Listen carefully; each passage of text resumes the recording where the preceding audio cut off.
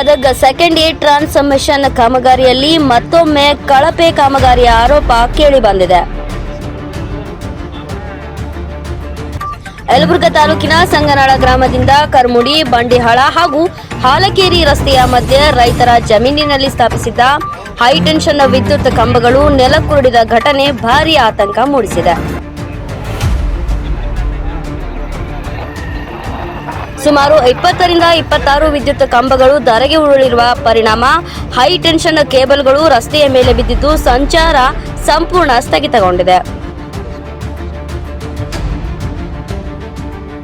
ಗ್ರಾಮಸ್ಥರು ಹಾಗೂ ರೈತರು ಜೀವ ಭಯದಲ್ಲೇ ಓಡಾಡುವ ಪರಿಸ್ಥಿತಿ ನಿರ್ಮಾಣವಾಗಿದೆ.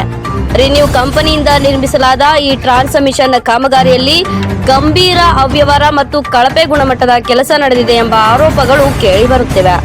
ಸ್ಥಳೀಯರ ಪ್ರಕಾರ ಹಲವು ಬಾರಿ ದೂರು ನೀಡಿದರೂ ಸಂಬಂಧಪಟ್ಟ ಅಧಿಕಾರಿಗಳು ಯಾವುದೇ ಕ್ರಮ ಕೈಗೊಂಡಿಲ್ಲ ಎನ್ನಲಾಗಿದೆ.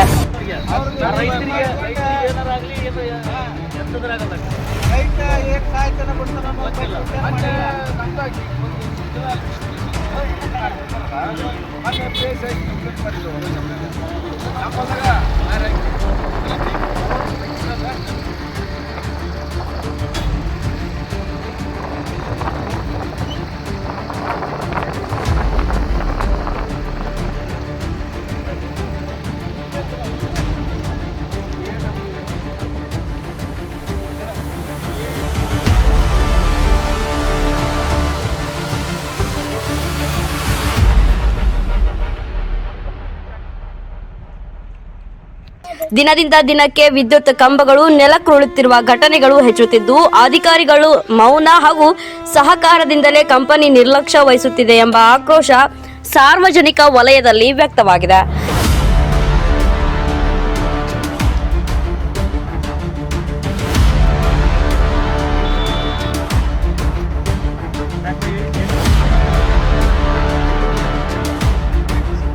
ಇನ್ನು ಈ ಕುರಿತು ತಹಶೀಲ್ದಾರ್ ವಿರುದ್ಧವೂ ಗ್ರಾಮಸ್ಥರು ಆಕ್ರೋಶ ಹೊರಹಾಕಿದ್ದು, ಇಷ್ಟೊಂದು ಅವ್ಯವಹಾರ ನಡೆದರೂ ಇನ್ನೂ ಏಕೆ ಕ್ರಮ ಕೈಗೊಂಡಿಲ್ಲ ಎಂದು ಪ್ರಶ್ನಿಸಿದ್ದಾರೆ.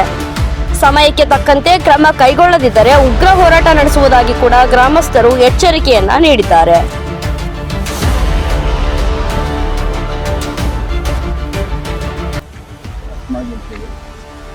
ಇಲ್ಲಿ ಸುಮಾರು ವಿಜಯನಗರದಿಂದ ಕೊಪ್ಪಳ ಹೋಗ್ತಕ್ಕಂಥ ರಿನ್ಯೂ ಲೈನು ಮತ್ತು ಕಂಬ ಕಟ್ಟಾಗಿ ಮೊನ್ನೆ ಬಿದ್ದಿದ್ದವು.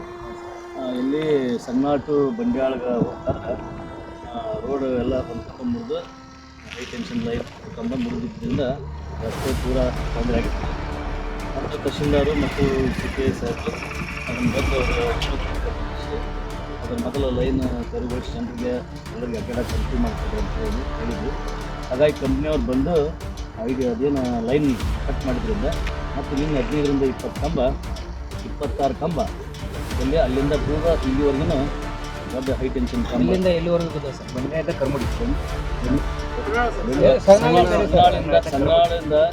ಸೀಮಾ, ಹಾಲಕೇರಿ ಸೀಮಾ, 4 ಸೀಮದು ಸುಮಾರು 26 ಕಂಬಗಳು ಇದ್ದಾವೆ.